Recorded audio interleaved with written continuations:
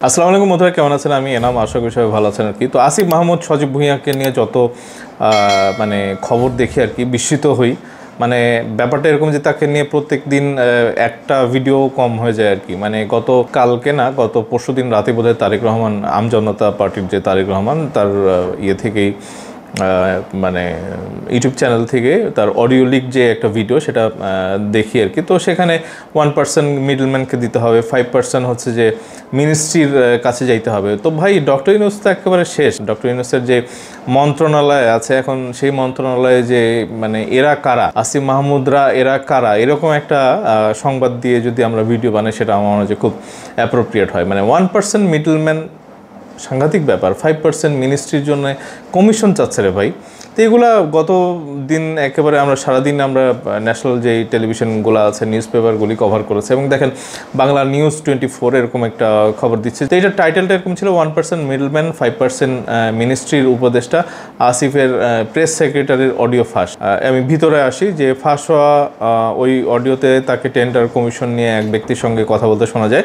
এবং ভিতরে যেটা বলা হচ্ছে যে বুধবার 20 আগস্ট রাতে জাওয়াদ নির্ঝর তার ফেসবুকে অডিওটি ফাঁস করেন, মুহূর্তেই তা সামাজিকতে ছড়ায় যায়। তো জাওয়াদ নির্ঝর বলেন আর কি ফেসবুকে যে আসিফ মাহমুদের যে প্রেস সেক্রেটারি আছে মাহফুজ আলম, মানে তারই এগুলি হচ্ছে ঘুটু কথাবার্তা আর কি। মানে কমিশন বড় বড় মানে দান মারতেছে। এবং এইগুলি অন্যান্য জায়গা থেকেও বলা হচ্ছে যে মধ্যপ্রাচ্যের যে দুবাই বেস যেসব বড় বড় মানে রিয়েল এস্টেটের কোম্পানি, মানে তার যে ফোন কল রেকর্ড আছে সেখান থেকে এগুলো নাকি উদ্ধার করে গেছে। যে এটা মানে নির্ঝরের নিজস্ব কারিশমা কিনা আই এম নট শিওর, কারণ আপনি রিমোট থেকে আপনি কারো মোবাইলে হ্যাকিং সফটওয়্যার আছে, সেটা দিয়ে আপনি কনভারসেশন রেকর্ডও করতে পারবেন এবং দেখতে পারবেন কল রেকর্ড কোথায় কী করছে না করছে। তো এইরকম নির্ঝর করছে কিনা, সবসময় আমরা বলি যে ডিজিএফআই এগুলির মধ্যে জড়িত আছে, বাট ইন্ডিভিজুয়ালি আমিও চাইলে কিন্তু মানে যে কেউ একটু যারা নাকি কনসিয়াস, তারা এরকম বাজারে বিভিন্ন মানে হ্যাকিং সফটওয়্যার আছে, এগুলি যে কোনো প্রান্তের আপনার মোবাইল নাম্বারে এটা ইনস্টল করে দিলে পারে, সে যেই কনভারসেশন করবে এগুলি সব আপনি পাইতে থাকবেন আর কি। তো এই ধরনের কিছু নির্ঝর সাহেব চালাইছেন কিনা আই এম নট শিওর। তো দেখেন এই ব্যক্তিটা হচ্ছে মাহফুজ হচ্ছে তার প্রেস সেক্রেটারি এবং কার, আসিফ মাহমুদের। এবং শত শত কোটি টাকার ব্যাপার স্যাপার তো আমরা জানি। এপিএসকে ধরে নিয়ে গেছিলো দুদক, তারপরে কি করছে আমরা জানি না। তো বিসিবিতে এরকম একটা ঘটনা ঘটেছিল এবং বিসিবিতে এই ব্যক্তি মানে 2রা জানুয়ারি 2025 প্রথম আলো এরকম একটা খবর দিয়েছিল যে বিসিবি সভাপতির সঙ্গে দুর্ব্যবহারের অভিযোগ ক্রীড়া উপদেষ্টার প্রেস সচিবের বিরুদ্ধে।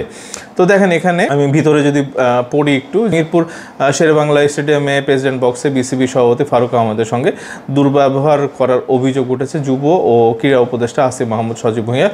প্রেস সচিব হিসাবে পরিচিত সরকারি ওয়েবসাইট অনুযায়ী তার পদ ক্রীড়া উপদেষ্টার ব্যক্তিগত কর্মকর্তা মাহফুজ আলমের বিরুদ্ধে, যদিও মাহফুজ আলম এই অভিযোগ অস্বীকার করেছেন। আমরা ওই সময় ভিডিও দেখছি আর কি। তো এটা কী নিয়ে হয়েছে যে তারা টিকিট নিয়ে বিশৃঙ্খলা গ্যালারিতে আবু সাইদ কর্নার ও দর্শকদের বিনামূল্যে পানের জন্য মুগ্ধ কর্নারের প্রস্তুতিতে দেরি ও জুলাই আগস্টের আন্দোলনে আহত 100 জনের সৌজন্য টিকিট পেতে দেরি হওয়া নিয়ে বোর্ড সভাপতির কাছে অসন্তুষ্টি প্রকাশ করেন। তো ভাই, এরা হচ্ছে যে মাফিয়া। আপনি লিখে নেন যে আসিফ মাহমুদকে নিয়ে যদি ইন্টারোগেট করা হয় বা তার এই যে সচিব টচিব, সেই তো মাথা, ও যে তার এপিএসকে দিয়ে করাচ্ছে শত শত কোটি। ভাই, বাংলাদেশে মানুষ খাইতে পারে না, আপনি আওয়ামী লীগের এগেনস্টে জিহাদ করতেছেন, এটা মানে ইস্ট পাকিস্তান বানায় দিচ্ছেন। তো এইটা আপনি নানা অপকর্ম করতেছেন, ওয়েস্টিনে যাচ্ছেন, বাবাকে দিয়ে মানে লাইসেন্স করতেছেন। এবং আমরা তো জানি যে এলজিডির যে কনস্ট্রাকশনের ঠিকাদার, ওই ঠিকাদার এরকম কোনো একটা ঠিকাদারের সাথে এই মাহফুজ আলম কথা বলতেছে এবং 1% 5% এগুলি ডিস্ট্রিবিউশন। মানে ভাই, কোটি কোটি শত শত কোটি টাকার খেলা। এবং দেখেন এই বিপিএল নিয়ে যে ওই ইয়েটাও হয়েছিল গত সিজনে, ফারুক আহমেদ নিজেও বলছে যে আসিফ মাহমুদ তাকে সরাইছে আর কি, মানে বোর্ডের থেকে। আমির ইসলাম আসছে, দুজনকে আমি পছন্দ করি, বাট তাকে সরানোর পিছনে যে এরকম কাহিনী ছিল, সেটাও আমাদের একটা ধারণা ছিল যে মানে দুর্নীতি করার সুযোগ কম পাচ্ছিলেন হয়তো ফারুক আহমেদের ওখানে। তো দেখেন তার সময় এই বিপিএলে এক ম্যাচে হারতে 400 কোটি টাকার প্রস্তাব বেটিং চক্রের।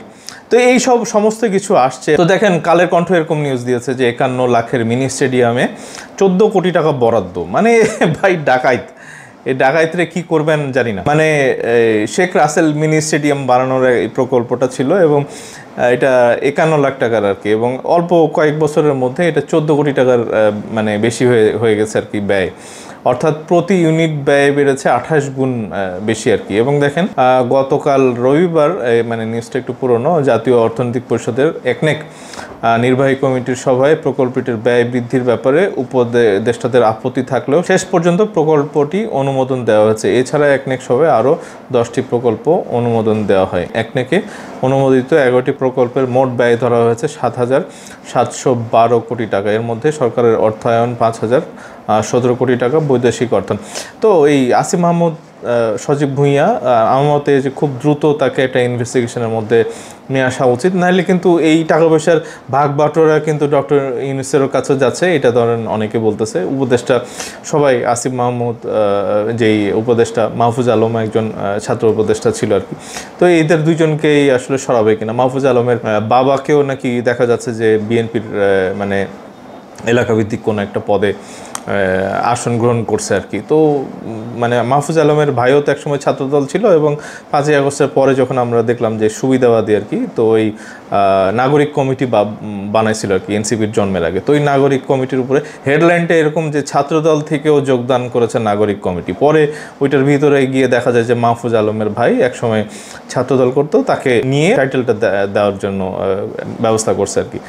তো আমি জানি না যে নাগরিক কমিটির কয়জন ভালো মানুষ এখনও এনসিপিতে আছে আর কি, বাট এই মাহফুজ আলম, আসিফ মাহমুদ এদের আসলে কোনো রাজনৈতিক, বিএনপিতে অবশ্যই জায়গা দেওয়া উচিত না। এবং ডক্টর ইউনূসের যে সরকার, এটা অলরেডি বিতর্কিত হয়ে গেছে এদের জন্য, এবং আমার মনে হয় যে খুব দ্রুত একটা তদন্ত করে, আমি মনে করি যে তদন্ত করলে কিন্তু এই রাঘব বল যারা যারা আছে এগুলোর মধ্যে ঠিকাদারদের কাছ থেকে টাকা নেওয়া, এবং ওই দেখেন স্টেডিয়ামের বোধহয় ওই যে কী কর্নার, মুগ্ধ কর্নার, এটা সেটা, ওখানে তো ঠিকাদার ইনভলভ ছিল, যে ওদের হয়তো টাকা পয়সা অ্যাডভান্স খাইটে ফেলছে, এই কারণে হয়তো ফারুক আহমেদ সাহেবের সাথে মানে তাদের বনিবনা হয় না আর কি, এবং ফারুক আহমেদ সাহেবকে আসলে কাজ করতে দেয়নি এই আসিফ মাহমুদ।